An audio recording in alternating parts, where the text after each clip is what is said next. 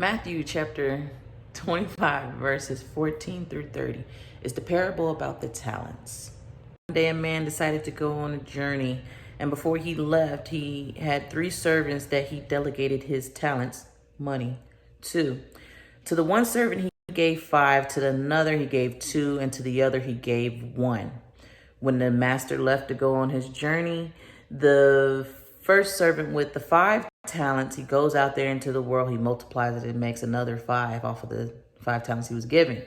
The second servant goes out there and he had 2 talents. He went and multiplied it and made another 2 talents.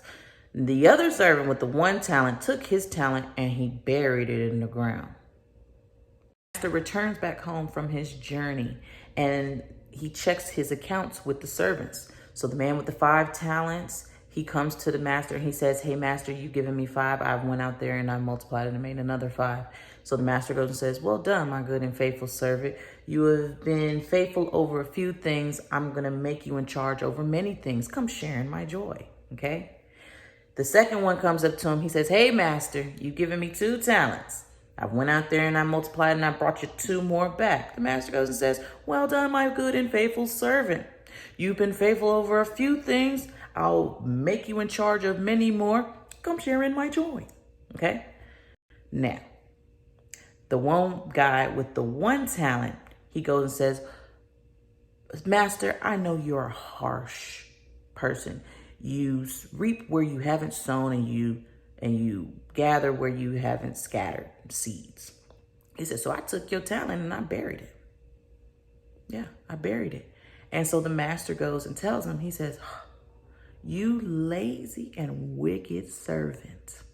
The least you could have did point blank is just put my money in the bank, but you didn't even do that. You buried it. Let me take the talent from you, give it to the one with the 5, and you can go to the darkness," okay? Take a step back and imagine the talents instead of being currency.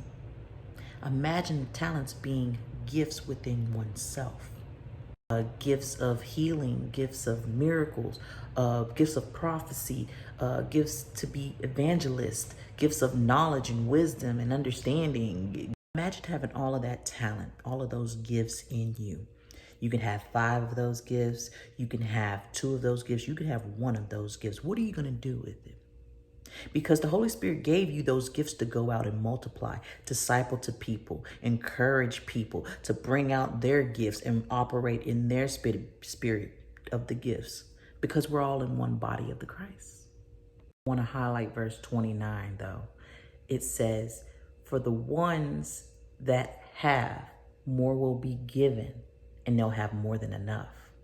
But the ones that do not have, even that which they do have will be taken from them."